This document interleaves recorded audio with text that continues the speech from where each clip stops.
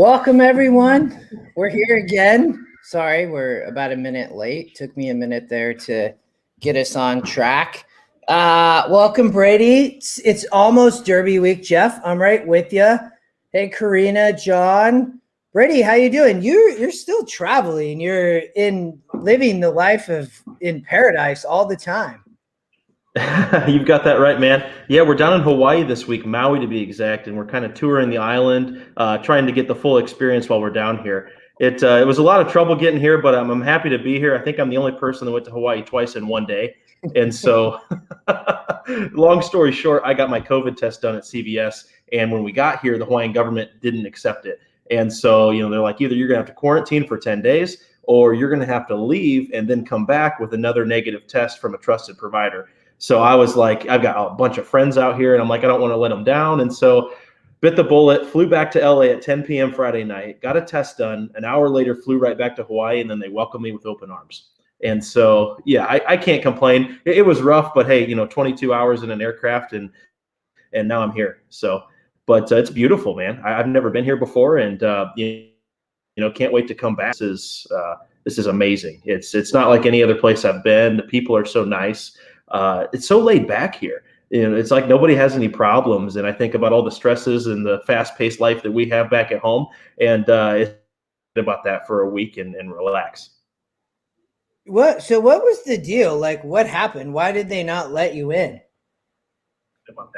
Yeah, so kind of what happened is I got a test done. It was like a rapid test that you get back your results within an hour. And you have to get the test done from either a trusted provider or a non-rapid test. It's really complicated. All I know is I tested negative for COVID twice. And so, it is what it is. You're getting feedback, just FYI on your end. Okay, cool. I don't know if there's feedback coming from somewhere. And hey, Lexi, Patrick, welcome. Excited for everybody to be here. So we're going to talk Derby. We'll talk Oaks if we have time. But tomorrow's closing day at Keeneland. Kind of disappointing. It's been Scott, he's a little bit of echo. I think it might be better though now, Brady. But we're going to tomorrow's closing day at Keeneland. Welcome, Cindy. But we got the closing card at Keeneland, so we're going to look at that. But what else? What else happened in the last week? Anything that what did I miss? Would you miss? Viewers, anything that we missed? Has it been anything going on? Yeah, I think there's been a lot going on, even though it's kind of that 2-week period between, a lot of good racing in the Kentucky Derby, my mind's on the Derby 100% right now. And so, I know that Belmont just opened up today, and kind of the crazy thing is there was a pizza box on the racetrack, and a horse got spooked by it and took a right-hand turn and lost the race. And so, just when you think you've seen it all, you haven't. I know my kind of bad beat of the day was I had Corey Landry on that 5-horse Summer in Saratoga, and first step out of the gate falls over and unseats the rider. And so that was kind of my unfortunate event of the day. But yeah, other than that, we've got, some of the bigger pools of the year coming next Friday and Saturday. And we might as well tell the viewers now, we're going to be doing 2 shows next week.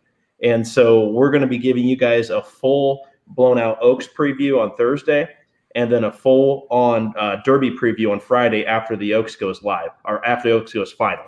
And so be sure to catch us next Thursday and Friday. Thursday is definitely going to be at normal time, and then I think Friday we're probably going to go live right after the Oaks is done, so that way we can just transition right into the Derby. But we kind of wanted to give you a preview show beforehand, so that way we at least get your minds thinking about what could happen and what can play out. Obviously, we still have to wait for the post draws and everything, so we don't want to make any wagers yet or recommendations on that. Just kind of want to get some discussion going and get you guys' minds thinking. And Cindy, we didn't miss your big weekend. Congratulations! What you played a $24 pick 5 at Golden Gate and hit 26 grand or something, and then you hit something else. So congratulations there. I've never seen, I don't think, 4 Scotty long shots in a 5-horse. That's amazing. Isn't that the second time she's hit for over 20K on like a $20 ticket? Didn't she do that last year? I don't know. I don't know, but congrats there. Yeah, so Jeff, you're right. We'll get post positions drawn sometime next week. Like I'm ready to dive in. I have not had the time yet, but I'm looking forward to talking tonight. Yeah, Cindy hit Sunday too, is what I've heard. But and for viewers, hit that like button for us. All right, so we're gonna look at well, I have to pause because a pizza box on the turf at Belmont is crazy. I did get a chance to finally watch it because I talked to you a little bit ago real quick, and my buddy had told me about it earlier, and I just couldn't believe that. That was crazy, but I guess there's a first time for something always. So Yeah, I mean, these races are hard enough to handicap. I don't need pizza boxes flying all over the track. So yeah, let's dive in. I think the plan, dive into Keeneland. Let's hit this last late pick 5, and then try to get on to a little bit of Derby, a little bit of Oaks, and say bye-bye to Keeneland until fall. I know, and I guess Marshall's saying Scotty lost his ass on Saturday. I did too. So I was at Keeneland. Great trip. Actually, Friday was worse than Saturday. It was an awesome time. I mean, just such a beautiful track. It was rough. It was not, betting wise. Friday was not good. Saturday was okay. Sunday was much better. Did not make up for the weekend, but I can't complain. That was awesome. And I guess, yeah. So Cindy, the Latruska was awesome. Our pick 5. We singled Monomy Girl. We talked about Latruska. I think neither one of us were really high on Swiss Skydiver. So I know a lot of people ended up going too deep there. In that pick 5, my buddy, a couple of people, my buddy hit it, I think almost paid $2,000. And Cindy, sounds like you had that. And then it just continued and continued. And Karina, Keeneland's always tough. That's why I love Keeneland. It is such a great track. But yeah, I forgot. Latruska beat Monomy Girl, and I don't know what Flo was doing there on the churn. He decided that he wanted to, thought he was just going to hand ride right past Irad, and Irad had different thoughts in mind. And I saw that coming because Monomoy Girl sometimes spins her wheels until she really finds her stride, and then once she really finds her stride, nobody can run with her. And I thought Latruska was done at the 16th pole. And Irad went left-handed, kept on fighting back, and just dug in and outrode him. And so I think Flo was maybe a little bit too confident on Monomoy Girl, but the only loss she had ever had in her career was the disqualification, I believe. And that's been a long time ago. So I mean, I like both of them going forward. It should be one heck of a year in the distaff, division this year. And I think a lot of people tossed Latruska or overlooked her, and we talked her up on the show quite a bit. We couldn't use her because of ticket structuring and an $80 ticket, but I do know we had a lot of viewers send us DMs on tickets that they hit using Latruska. And so, it definitely pays to listen to the show and, have us talk about different scenarios. And what we talked about was Latruska going out and getting the lead at all costs. And this also not being the main goal for Swiss Skydiver Monomoy Girl. And so this was Latruska's biggest performance. And if she improves off of this, I mean, you're going to have to watch out for her later on in the season. I'm very disappointed in Swiss Skydiver, though. Even if, this isn't her race of the year, it's not the one that the focus was on, this isn't the Breeders' Cup, you still need to come out and show better than that. And, with her, kind of starting her 4-year-old campaign out at Santa Anita and romping out there, I expected a much better performance. And so I don't know what I'm going to do with Swiss Skydiver going forward. I sure like Latruska, I sure like Monomoy Girl still. But, eventually these horses, they kind of decide when they want to stop running too. And so should make for a lot of parity in this division. Yeah. All right. So we're not going to cover the early at Keeneland, but I just wanted to mention that we're going to cover the late so we can save some time to talk initial derbies and Oaks. The early, though, so you have a maiden special for 2 on the turf, and then you have a maiden special for 2 on the dirt, and then you have a maiden special for 3 on the turf, and then an allowance, and then another allowance on the turf. So good sequence, I think. And Karina, Keeneland has been tough. I think others have said the same thing. I think tomorrow's the closing day, so we'll look at this. So just for viewers, this is for tomorrow. They don't run on Saturday. So let's jump to race 6, though, because that's where we're going to start. So we'll do this standard $80, pick 5. It wants to look like single in the 4th leg. which is, I think, the grade 3 That's the on the feature turf. race. That's the 1.5 mile on the turf. And so I love this pick 5 sequence. And Keeneland has been tough. I'll tell you what, this spring meet has been one of the tougher ones. Thank God for Raging Bull, because that kind of saved my Keeneland meet as far as betting goes. But this was an interesting pick 5. And so when I did my handicapping earlier today, I didn't go more than 3 deep in any single leg, but I also didn't have any singles in any leg either. And so, this is a little bit different ticket structure on my end. How did you see this one cracking out, Justin? How many can I have? I thought that Louis on the 3 had the potential to kind of wire these. I think that I didn't see a ton of speed here, although I also liked that she was coming out of some tough races down at Fairgrounds and has run well here at Keeneland, broke her maiden here, and then also ran well last in the fall in a 62. And this is just much easier. She was facing way, way tougher down at Fairgrounds. And for me, and I think maybe I've talked about this, I like to see these horses coming in from Fairgrounds and Gulfstream too. I don't know if we actually talked a lot about this on the show. Maybe we did. I can't remember. But Keeneland actually has a free kind of work report. And over the years, like, this thing's pretty good. So I always watch for that. There was a note on the 1 for Spiteful Charge, and it's second Scotty. So I thought the 1 was interesting. And then the only other horse that I thought that was really interesting, which the system is not using, was the 2 horse. EquinEdge had it at 5-2 versus 6-1. What were you thinking here?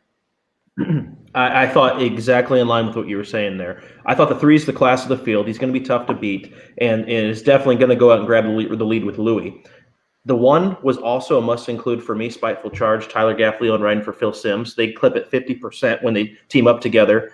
And so if I'm going short, I'm using just the 1 and the 3. If I'm going a little bit deeper, I am including the 2 and in the middle. This is McPeak and Hernandez, and I'm really sick of getting beat by these guys because I never use them on my tickets, and they always beat me at a price. And so I thought the morning line was a little off here at 6-1. And I know your favorite angle, Justin, is when you can find an EE morning line that's half or less of what the track morning line actually is. That's where you can see perceived value. And then a lot of these horses get overlooked because a lot of people say, 6-1, he's got no shot if I'm trying to go skinny in this leg. But you get, McPeak and Hernandez, which, time and time again, especially in the state of Kentucky, they win all the time, 24% to be exact. And so I felt comfortable going 1, 2, 3 here. Yeah, I'm with you. We're going to leave off the Scotty long shot and hope it doesn't beat us. But I felt okay like from a that. class perspective, I was okay leaving off the 6 because he comes out of a 42 SOR, and we see the same race SOR as a 58, and you have the 3 that's at a 64. And so I just think that the top 3 horses, at least the top 2, are leaps and bounds better. And we don't know about the 2. If she does improve off of that last effort, then she could be right in this class as well. Yeah, I'm with you. All right, let's we'll lock in here and then move on to leg 2. So allowance race, 9.5 on the turf.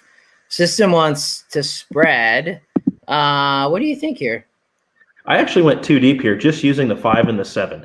And you have, 2 of the top riders. You've got Joel Rosario and Tyler Gaffleon. Rosario's riding for Brendan Walsh, this Ocean Atlantic horse, and then Tyler's riding for Mike Maker on Conviction Trade. I felt like those 2 were the must-uses of this bunch. I really thought that the 5 really underperformed last time out.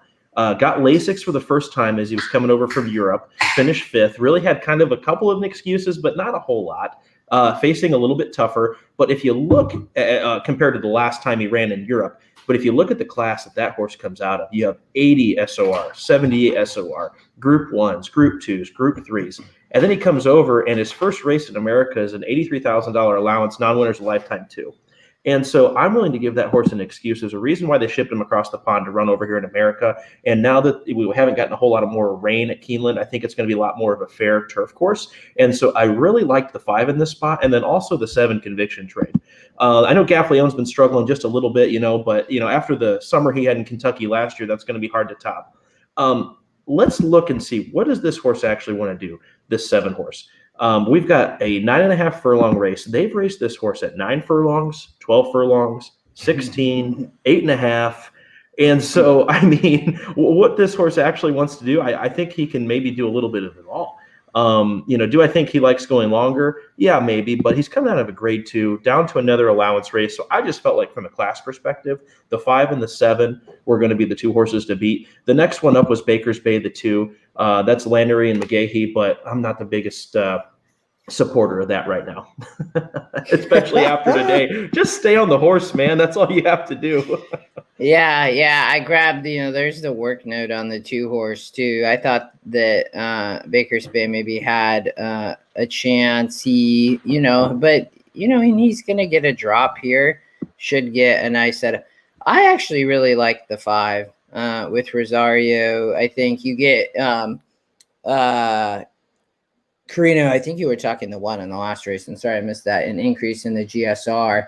I think that the 5 may be a single, to be honest. I like some other horses in race 9. I thought that the 5's just coming out of better. If from a GSR perspective, you have the 2 who's going to get a slight increase as well. But when you look at the 5, this is the perfect distance for him, at this 9.5 furlongs, and you're not going to get a better jock to come from with Rosario here. So for me, it was the 5. I thought that the 2 had a shot. I wasn't as high on the 7 as you are. So I'm fine, kind of whatever you're thinking, because for me, it's the 5 here. Let's go 5, option 7. Let's see later on. Maybe we add the 7, but I'm fine with that. I was there for this race 2 weeks ago for Ocean Atlantic, and I believe Irad was up. I mean, this is an American Pharoah horse that Walsh is sending over, and so there's obviously high hopes, and he's wheeling him back 2 weeks later. I think Walsh was very disappointed in the effort and thought this horse has more. I know my wallet was disappointed after this horse ran because I heavily supported him, but I think it shows a lot. He was the favorite last time out. We're wheeling him back in 2 weeks later, and he's ready to roll this time, I hope. Yeah, I'm with you. I mean, has raced really well, obviously, overseas. And then, it's interesting, I guess, that, here was facing just so much tougher, though. I mean, didn't run well here, so I'm not sure. But that was a long race. On a heavy track and everything. So, and physically, this horse in person looks just. I mean, it's like a man against the boys. That's physically what I saw in this 5 horse last time when I was at Keeneland. So yeah, let's single up the 5 here, and if we can afford to add the 7, I'd like to do that later on. But let's see what we could come up with together. All right, so. We'll single the 5. We'll move on to the 3rd leg. So maiden special on the dirt, 6.5. So kind of that in-between distance. I was trying to figure out here is like, how does this line up with the gap that occurs here? I know at 7, they go through the gap, and 6, they don't. So I thought there was a few in here that looked interesting. What do you think? Yeah, this is one where I really rely on the system to help us out here. And obviously, Scotty's picks aligned with what I was thinking. I went 5, 9, 10 as my must includes here, and I'm definitely open to adding more if we're going to have a budget to do it. But I felt like the 9 horse was definitely the horse to beat here. If I was going to place a bet at 4-1, I would be betting this 9 horse. I think he's probably going to be the favorite and probably a shorter price than that. But you get Gaffleon up, you get Brad Cox, and so it's kind of hard not to love that. And I do give it an excuse. Last time they added the blinkers, and he did improve and lost by about a half a length, it looks like. And that was in a $75,000 maiden special weight. 3rd try should be this horse's peak effort, so I'm willing to excuse last time out. I did like the 10s workouts quite a bit, and it's Hernandez riding for Arnold. And so if you click on these workouts, I mean, they're quite impressive. And so I feel like that horse, if there was going to be a 8-1 shot, that's a price, and it's actually the Scotty Long shot as well. And I always kind of get more confidence when I've handicapped a race and I get to a horse and then I see, oh, it's a price and it's a Scotty Long shot. That's all I needed to know there. And then the 5 horse Sibius, this horse finished 2nd last time out.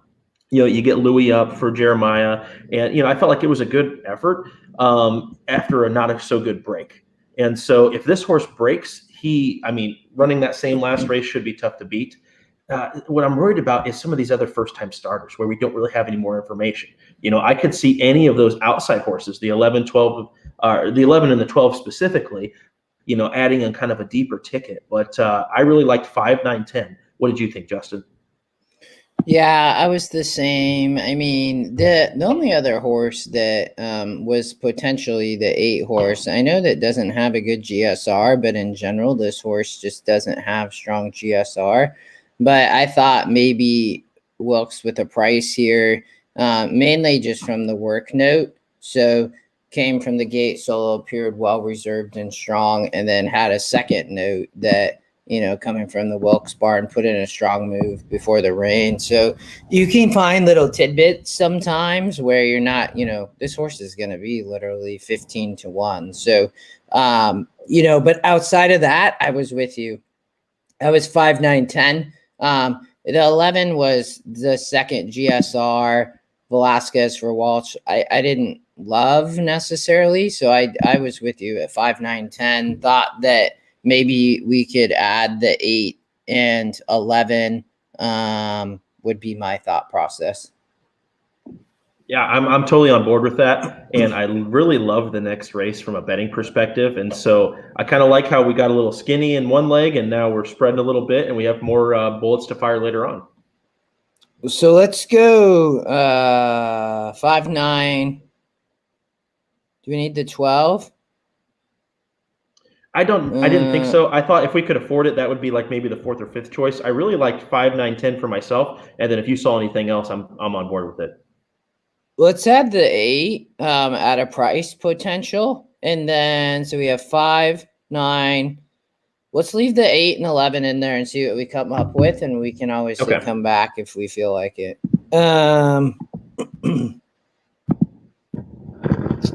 All right, so next leg, grade 3, the Bewitched Stakes for mares 4 and up.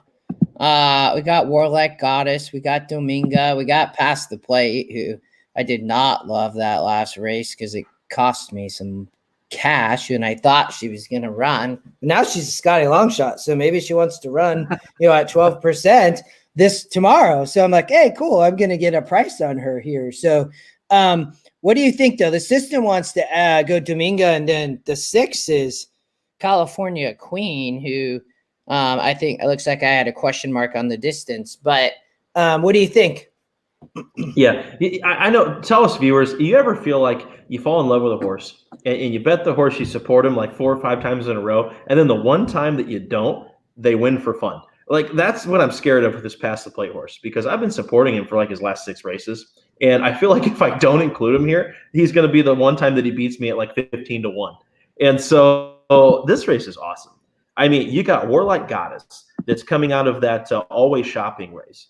And I mean, that was the one where Irad, kind of looked back 3 times and he got by him. And this horse is actually getting extra distance, which I think he's really going to appreciate. In these 1.5-mile turf races, it's really hard because 12 furlongs compared to 10 is a big jump, but 8 to 10 is a big jump. And so think about that. A lot of these horses start out going a mile and a 16th. Now you got to stretch out to 1.5 miles. And unless you've done it before, you really don't know what to expect. There are horses in this race that have done it before.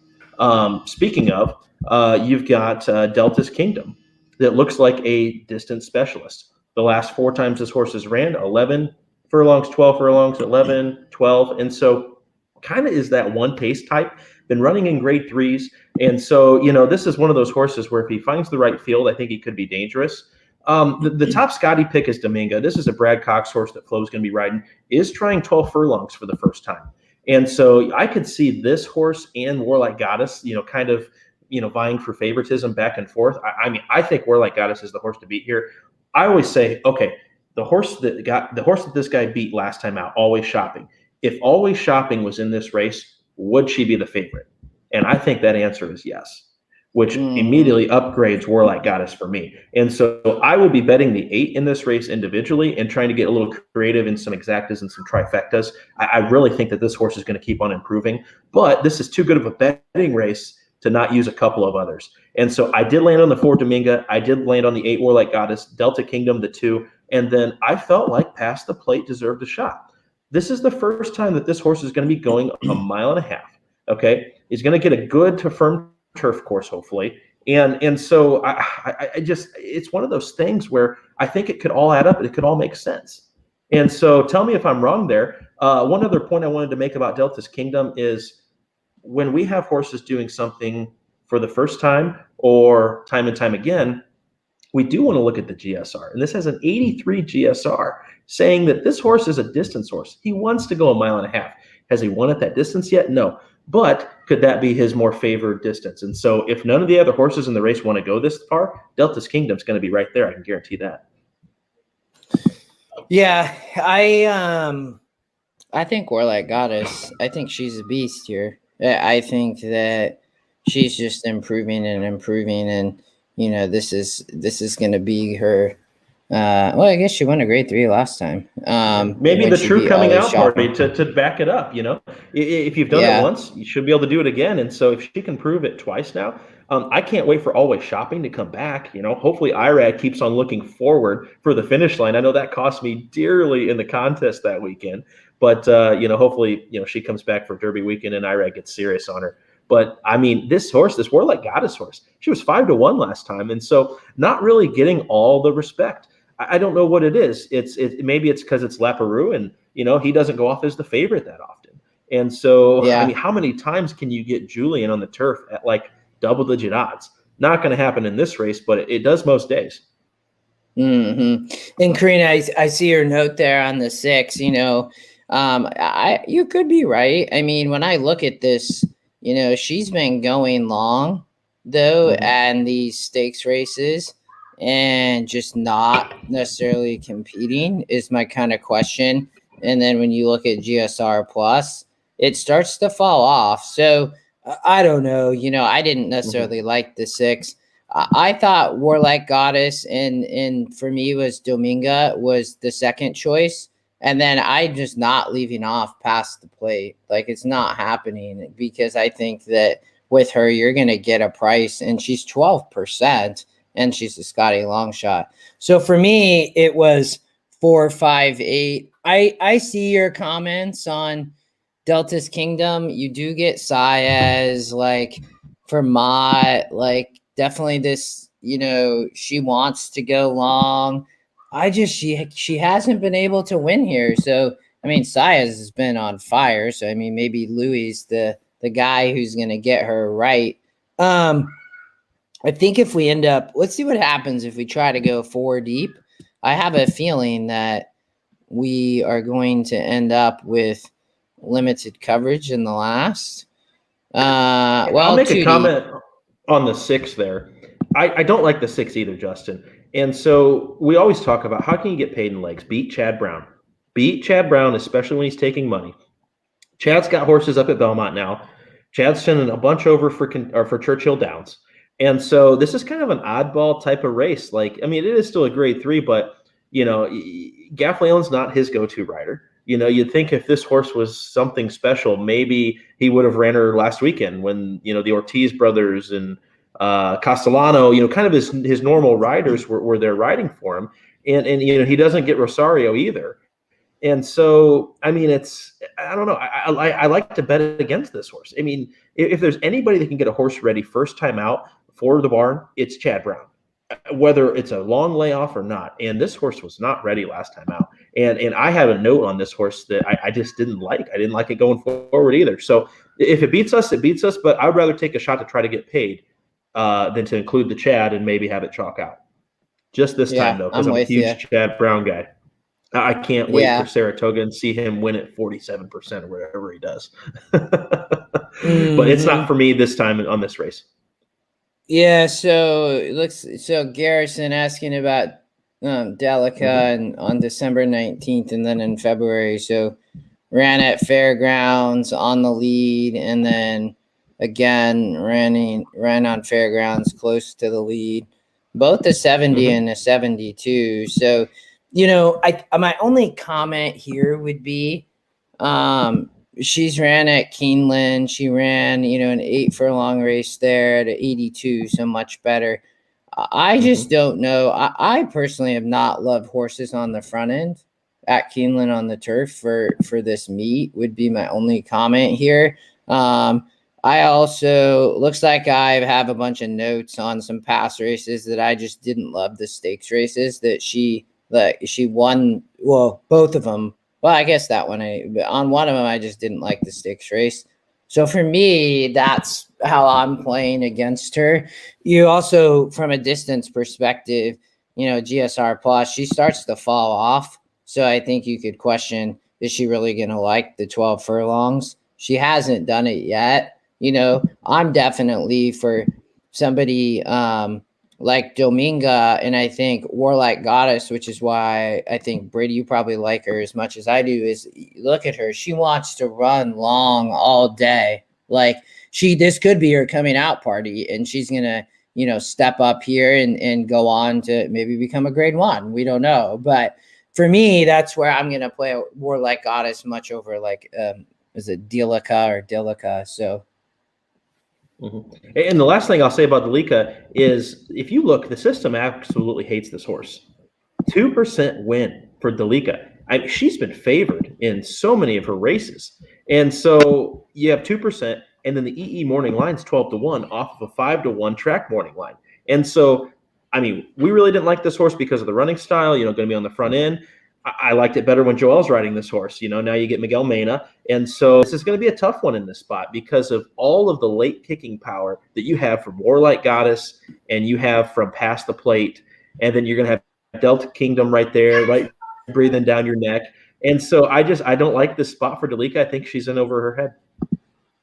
Yeah, Cindy, she could be. I don't disagree with you. Like, whether you're singling Warlike Goddess or, and let's talk about this back real quick.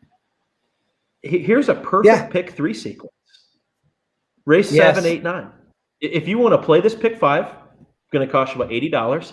Play a $5 pick 3. Single up the 5 in race 7. Go 4 deep in race 8. And then single up Warlike Goddess if you really like her in this spot. That's not going to cost you very much. $15 ticket for 2 singles. $20 ticket. Yeah, and you could even play it a few different ways. You want coverage in one of those legs, but I think that there's potential you could get a price. The other way you could play it too is with the 9 and the 8th race, like just play a straight cold single ticket for $10 or something, and it's, you think, oh, it's not going to pay much. It'll, hitting 3 races in a row, you're still going to get, even if some of these horses are the favorite, you're still going to get a good price on just a cold pick 3. So, so we end up with just 2 in the last race. What do you think here? So maiden claimer to close out the card, 7 furlongs on the dirt. We probably could cut 1 horse in race 8 and might be able to get a 3rd horse here in the last race if we want to do that as well. Absolutely. I thought the 5 and the 6 were the 2 you really wanted to use. You don't want to get beat by Wesley Ward and Joel at Keeneland drawing an outside post in a 7 furlong dirt sprint. I really like the way that Joel times these 7 furlongs races. If anybody saw that race that he had earlier today, with that 2 horse, the 1-2 shot, Joel breaks dead last, took a horse 20 lengths back and mowed him all down in the stretch, because that's what Joel does, let's be honest. And so I really liked him in this spot. I also like the 5. The 5's got some experience and had it's a Gary and Mary West. Johnny V's riding. Why is Johnny V still here? You think he would have moved on to Belmont or maybe he's just waiting for Churchill Downs next week. I don't know. I'm going to give this horse another shot. I think they were utterly disappointed in this horse last time out. And so, you got the top win percentage. You got a nice 2-1 EE morning line. They're dropping them in from a $93,000 maiden special weight down to a $50,000 maiden claimer. So I'm definitely going 5-6. If you guys can afford it, I really wanted to use one of the longer shots in this leg if you can afford it. And if I had to favor one of them, it'd be Union.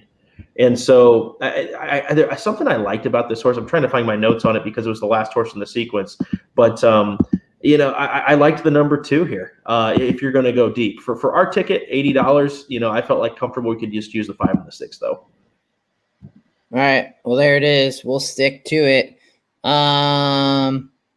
What else before we leave Keeneland until the fall? Yeah, thank you, Keeneland, for taking a lot of my money. I hope to win a lot of it back in the fall. But we're gonna take a break from our relationship, Keeneland, and so I'll see you in the fall for sure. And can't wait to come back. It's a beautiful track, and it's top class up there. I mean, everybody needs to go to Keeneland. If you're a golf fan, you need to go to Augusta National. If you're a horse racing fan, you need to go to Keeneland because they do everything right there. And so They yeah, thanks, they Keeneland, for a do. great meet. They Yeah. they do. I enjoyed my time there. It's funny too. Um we're in the hotel, and you don't see many places that just have TVG on everywhere. And somebody tried to turn TVG off in the horse races and tried to put on MMA, and I thought that a riot might break out or something. But it was a lot of fun. Oldie and we sat downstairs kind of every night. We'd handicap, hang out with people. We actually met some horsemen while we were there that had a horse racing on Sunday. My Candy girl, and she ran great. She's on the front end, which is hard again at Keeneland, but it was really cool to meet those guys from Texas and Oklahoma, and some just true horsemen really care about the game, which was really cool. Showed them, their horse on EquinEdge, which was really cool. She was Scotty's top pick, so it was cool to kind of show them the tool and everything. And I just loved it there. It's such a great area. I mean, Lexington's definitely a cool spot. I'd never actually been there. I've been to Louisville, but hadn't been to Lexington. So I 100% will be back. Track is beautiful. Like, we actually had really good weather too. I feel like the meet's been kind of iffy, but no rain while I was there, and had 2 good days of sunshine. And, a couple of the days were actually kind of warm, not hot, but, at least we're in the 60s. So I'm with you, man. Like, next time we'll go together, and maybe we'll somehow drag Scotty along or something as well. Let's do it. And I'm going to echo your point. Keeneland's all about the horsemen, and they do everything right there. Jack Sisterson showed us around his barn, and it is beautiful. It's right on the Wards, and Jack Sisterson is such a gentleman, so kind. Showed us all the horses and everything. Billy Koch showed us around the barns out there. Showed us Brad Cox's barn. You got to see Chad's barn. Talk to Chad's assistants, and I mean, it's so top class. It makes you feel special when you're there. But adios, Keeneland. Let's go to Churchill. All right. And for viewers, we're at $60, so we saved $20. You want to add a third horse, your ticket's $90. Whether that's the 2, 4, or the 7, I think you could probably make a case for all of them as potential prices behind the 5 or 6. So, Derby, Oaks, we got 22 minutes. Let's talk Derby first. Since we don't have it in the tool, we're going to jump over here and just look at some probables online. Let me pull them up. May 1st, right? Yes, May 1st. It's early this year. It's as early as the Derby can get, but it is the first Saturday in May, and I hope that means our tickets are going to pay. I'll be here all day. So the field's not even set, right? I mean, not really. I mean, it's close, but there's still, I guess, on here we have some potentials that might come in, whether Dream Shake doesn't decide to go. Who are the other couples that it sounds like maybe aren't going that are actually in the field? Yeah, I think Hosier is one that's on the borderline, I heard. And so with the deflection of like Concert Tour, I think he's sitting like right around the 21st spot. And so, there's going to be a couple that I think you see get in. But I think this list that we see right here, other than that, I don't think we're going to have any surprises. And so we just want to kind of give you guys a brief preview of how we see things shaping up next week, what to expect from next week's show, going forward with the Oaks and the Derby. And we really want to focus in on these 2 races. We're going to do late pick 5s for both Oaks Day and Derby Day. But what we're also going to do is a same race vertical recommendation. So we want to make sure that you have the best chance possible. Hit the try, hit the super, hit the exacta in the Derby. And we're going to have multiple combinations for you. Justifies Derby, the superfecta paid almost $20,000, and that was with a favorite on top over a Chad, over a Pletcher, over a Bob, and so that's really all that it takes. And then in 2019, the Try paid over 11 grand, and so that was the one where you had the 60 to 1 shot, but it just shows that this is the race to get creative in, to use some horses. And so let's talk about a few of these. Some of the horses that I like to see are the ones that are going to be on or near the lead or have tactical speed. A lot of people know Mine That Bird was one of the horses about 10, 12 years ago in the mud that came from all the way back. That usually doesn't happen in the Derby. And so most horses that are going to win the Kentucky Derby are going to be sitting mid-pack, are going to be pressing the speed, and just the ones that outlast the rest. Deep closers oftentimes do not fare well in this race. It is a 1.25 miles, and all these horses are trying it for the first time. And so the last thing you want to do is be eating dirt behind other horses, maybe 19 other horses. And so with that being said, we've got to look at who's going to be the speed in this race. You've got Rock Your World that's coming out of the Santa Anita Derby that was very impressive, beating 2 Bafferts in that race by 5 lengths. And so he gets Rosario. I feel bad for Roberto Rispoli because Rispoli rode the heck out of that horse, and I thought he deserved to keep them out. But I do understand how connections work and jockeys' agents, and so it was more or less a business decision that Joel gets them out because now Concert Tour is not going to be in the Derby. And so I think Rock Your World is definitely one you have to consider there.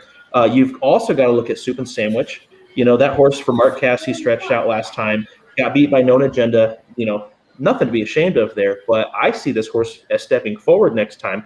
I'm just going to wonder how he's going to be able to handle the pressure being so lightly raced and going this distance. I guess we'll see. You've got Hot Rod Charlie, the Doug O'Neill horse that everybody thought 90 to 1 in the Breeders' Cup Juvenile last year. What are we going to get next time out? And then this horse just keeps on surprising. And so I don't want to be surprised anymore. I think Hot Rod Charlie has a very legitimate shot. And so you've got Flavian Pratt, who's the best rider on the West Coast. And this horse has speed, but the horse does not need to be on the lead. Greg Olson, my good friend and a viewer of the show, said, watch this Breeders' Cup Juvenile again. Watch how Essential Quality ran. Watch how Hot Rod Charlie ran. They both came from off of it. And so being able to show that if not everything goes your way and you're still able to run big, I think means a lot in the Kentucky Derby where a lot of these horses have these that they haven't faced in other races. You've got Caddo River. And I think this is the big decision that Brad Cox is going to have to make. If you send Caddo River, the point of sitting Caddo River is to set the race up for Essential Quality. And so Essential Quality is, I think, going to get the best trip in the race. He's going to sit probably 7th, maybe 6th. Who knows? He's going to sit right in behind all this speed. And then when it's his time to be called the top of the stretch, Louis is going to let him loose. I also think Known Agenda is going to get the same trip. You got Irad riding for Pletcher. The way that this horse absolutely circled the field last time in the Florida Derby, I'm a little questioning the Florida Derby field and really the Florida races. But then if I go up to New York, I'm also questioning those fields, just like I am at Fairgrounds and Louisiana Circuit. And so it's like, okay. And then he had the blow up at Oakland a couple weeks ago. So is it the West Coast horses? Is it the East Coast horses? Maybe they're all just kind of the same. So I definitely think Known Agenda is going to have a great shot. Did I think that was going to be Todd Pletcher's Derby horse? No. But here we are. I really wasn't a fan of the Wesley Ward like a king. This isn't Wesley Ward's forte. He's more of a sprinter. I really didn't like Mandaloon that much, or really any of the Louisiana horses, and nothing on Urban, because I know you've got a future on him, and I think he's getting Mike to ride. But that's just kind of how I see things going, and I'm definitely going to be playing some exacta boxes and some try boxes, keying a few on top. But I'm excited to see the post draw. Let's just hope that none of my horses are on the 1 or the 20 or the 17 hole.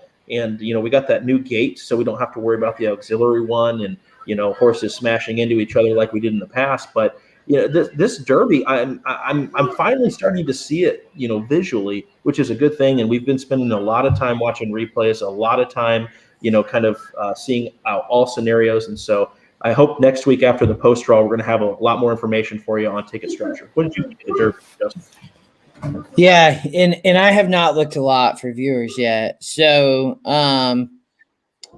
before we go, and I want to, what's your thoughts on this old Bezos horse? Because I keep hearing all these people talking about this horse, and I'm like, I don't even know who you're talking about. So Mm-hmm. what's the deal here? Why all of a sudden are people talking about Bezos and why this is a potential horse that has a shot? Yeah, so Bezos is going to be the wise guy horse. This is the my boy Jack of this field. Okay, the horse should be probably 30 to 40 to 1, is probably going to get bet. He finished third to Hot Rod Charlie in Midnight Bourbon Louisiana Derby, and then really didn't do any running the start before that in the Risen Star. And so I don't know what all the hype is. Maybe they think that it's all about the distance for him. But if you look, the only 2 races he's ever won have been 1 turn. And so, Bezos is not a use for me under any circumstance. I don't even think to pick up the pieces, but there's a lot of buzz about this horse. I think there was a really good workout. And so, there we go, Corinne. It worked like a beast the other day. There we go. Thanks. I love it when the viewers, we're all about horse racing. And so it's really hard to keep up with all that's going on. So I'm glad that we have very, very in touch viewers to help us out with the show as well. And so I think it was a lights out workout, but I still don't want any part of this horse. I want somebody who's been battle tested and that can prove that they're going to be able to take a step forward in the first Saturday in May, going 1.25 miles. And the way that I see Bezos is a dirt sprinter, not a router. And so for me, I hope that he takes money. I hope he's the my boy Jack. I hope he's the wise guy horse that everybody likes to pound so that I can get value somewhere else. Yeah, no, I'm with you. I and I have not spent a lot of time. As much as I want to beat Essential Quality, I just don't know if there's much here that can. I guess it's going to come down to how much did that last race take out of Essential Quality? Like, I think that's the question here. I don't think we would be even having a discussion if it wasn't for kind of watching that race and seeing how it went down and all of that. Like, this field has lost Concert Tour. It lost Life is Good.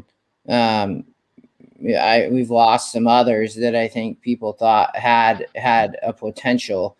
I see Patrick King Fury. Okay, John. I don't know anything about Bezos. I just keep hearing people talk.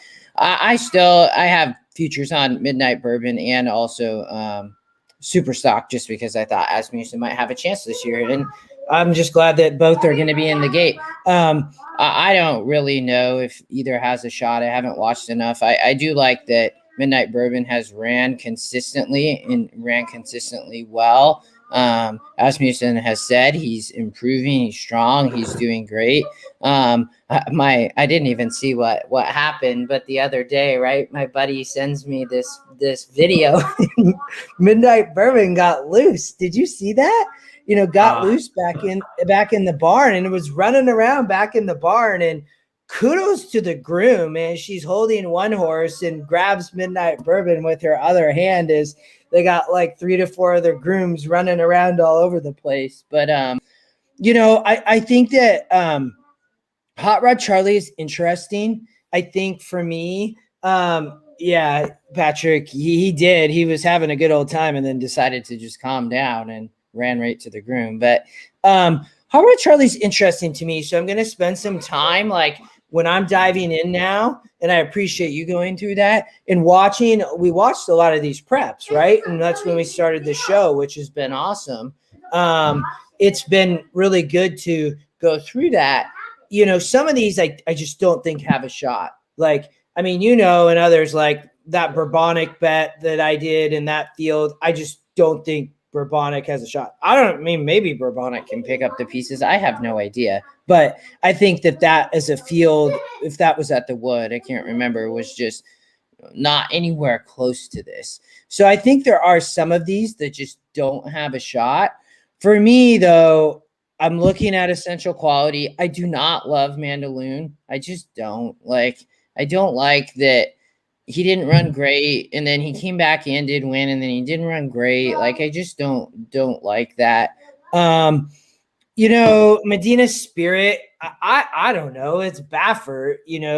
Medina Spirit ran that good race the first time with Life is Good, and everybody was like, whoa, that was a lot closer than we expected. And it's Bob. So, I mean, it's hard to just say, oh, Medina Spirit can't run because it's Baffert. And, of course, one of his horses can run in the Derby.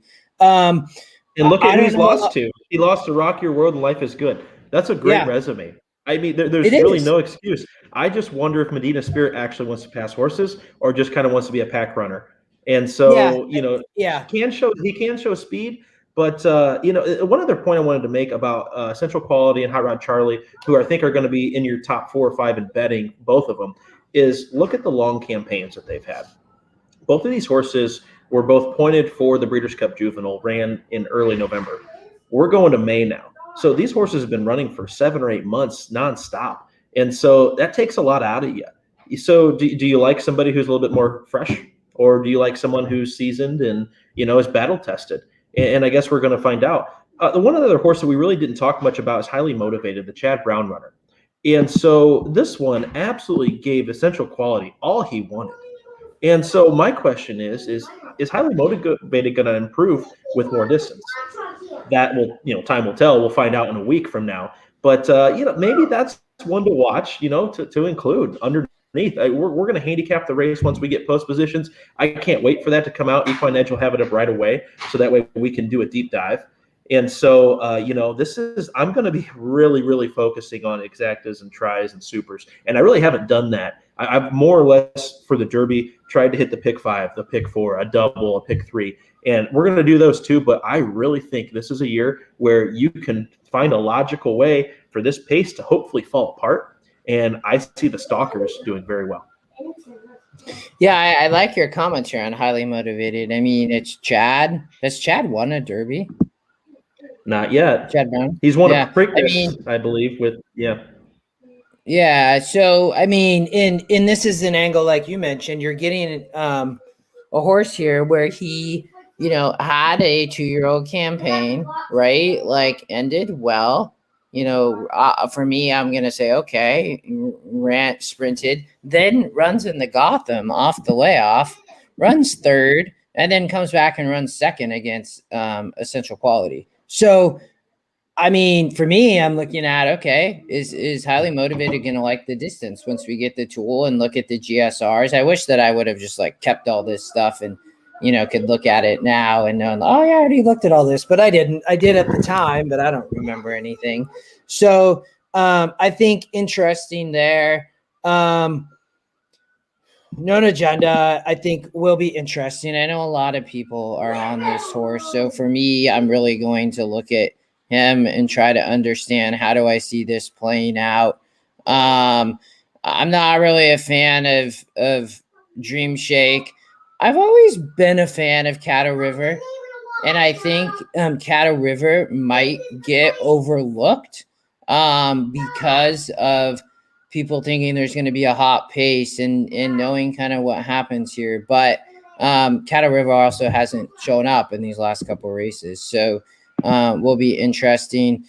Get her number. I don't see it. I don't even know if he's going to come, or I think he's actually in the points. So, and then I know there's been some talk on King Fury. So, I'm excited to dive in more next week. I'm going to spend some time this weekend really diving in. And so when we have our shows next Thursday, Friday, I'm pumped, man. I can't wait to go through these and we can kind of compare. And I think, as you said, how can we find these horses underneath that are going to hit the try and the super, and where are we going to get those prices? So.